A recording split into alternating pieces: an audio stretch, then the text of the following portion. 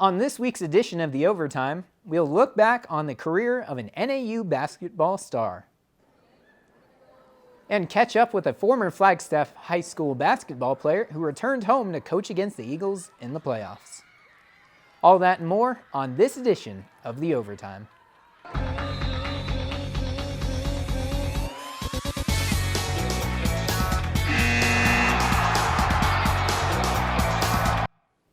And good evening and welcome to the Overtime, Northern Arizona's only sports show.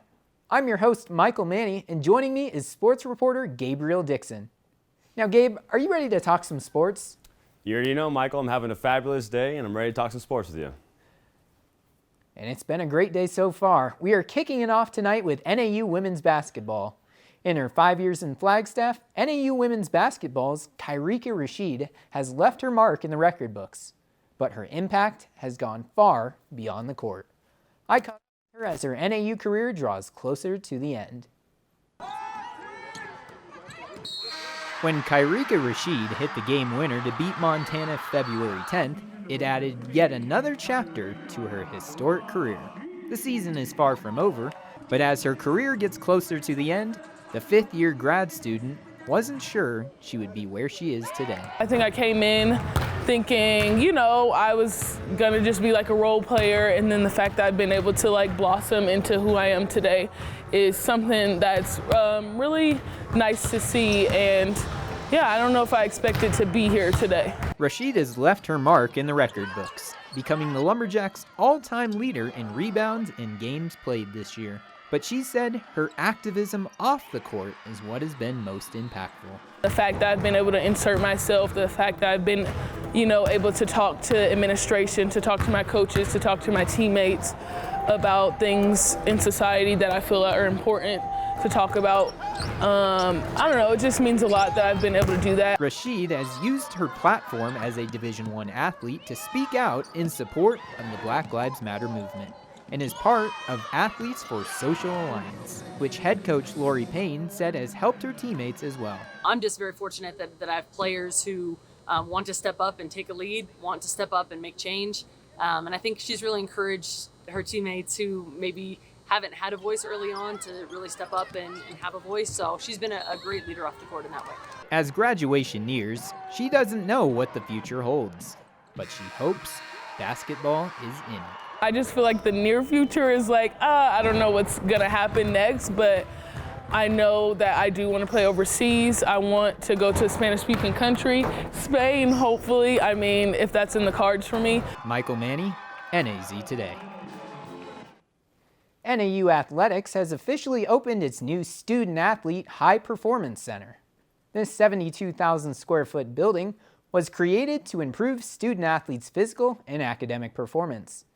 It includes strength and conditioning facilities, oxygen altitude training, sports medicine, and academic support space, and even an NAU Hall of Fame, after investing $48 million into this building. It is currently open to just athletes, and the grand opening will be in April.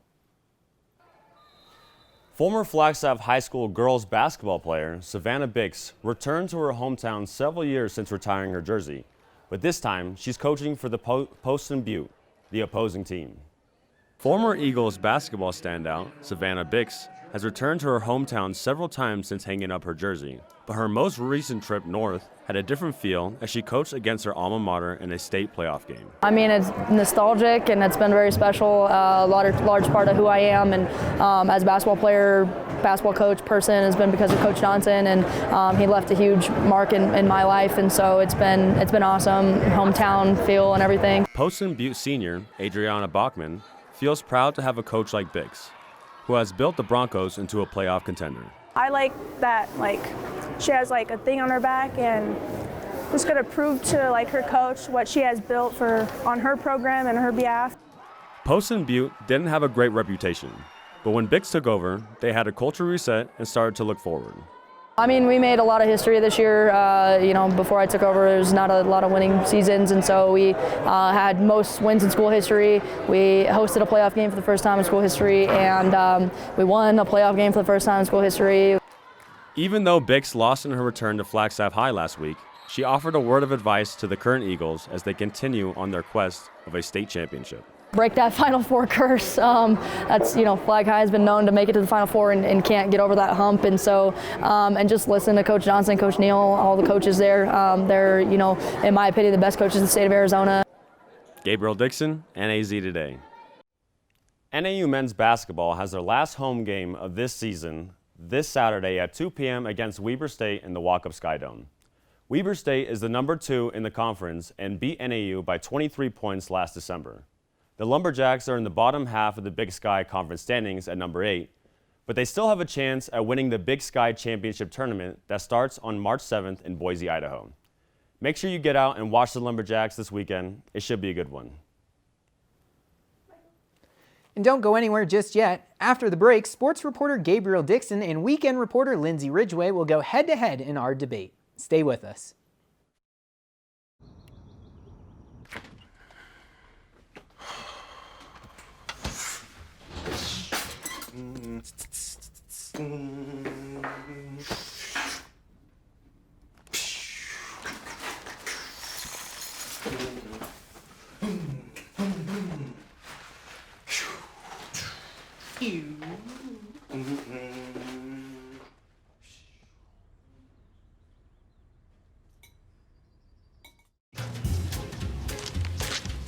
Really?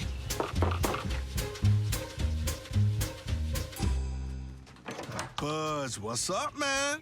You left some leaves burning out here. Yeah, I just came in just for a second. Come on, man. If it's too hot to touch, it's too hot to leave. You could torch the whole neighborhood. It's a good point there, Smokey.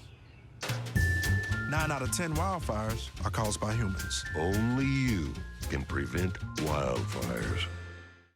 Hey, can you chop the pineapple? Chop the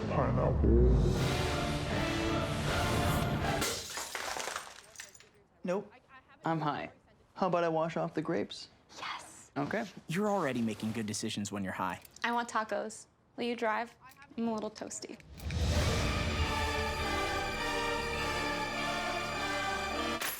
Nope, I'm high. Let's order in. Don't make an exception when it comes to driving. If you feel different, you drive different.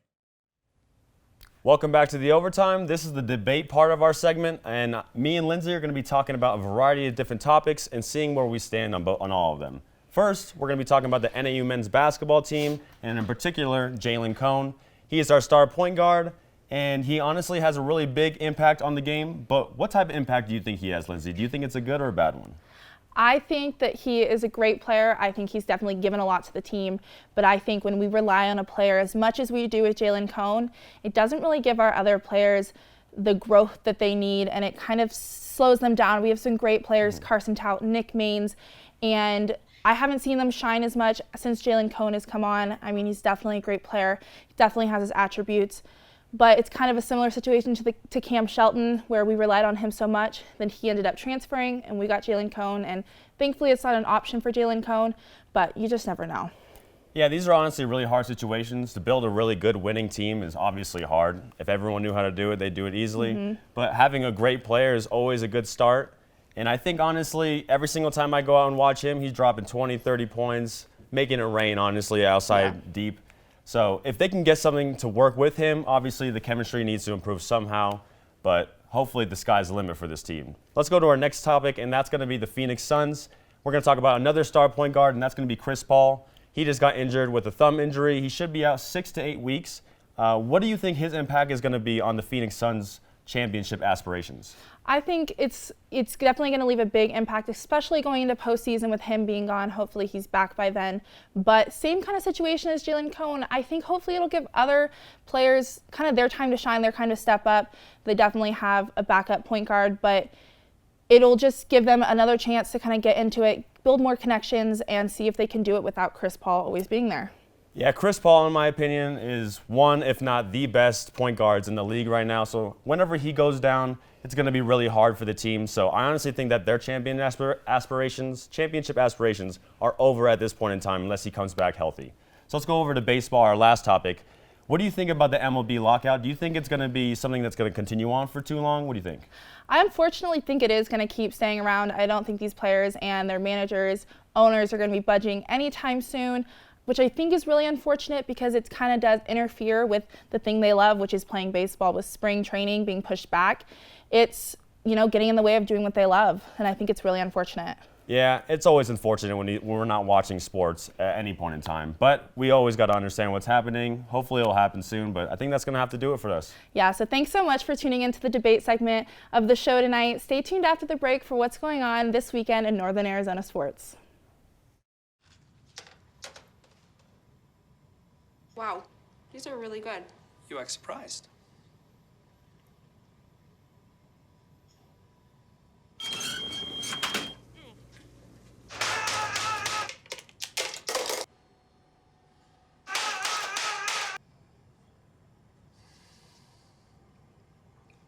Practice makes perfect. You don't have to be perfect to be a perfect parent. There are thousands of teens in foster care who don't need perfection. They need you. Maybe you can make retirement happen. After all, you made her college years happen. Opening that education savings account when she was little.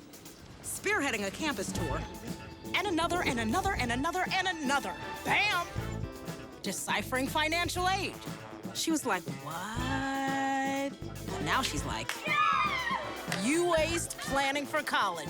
Now get the tips you need to get on track at aceyourretirement.org.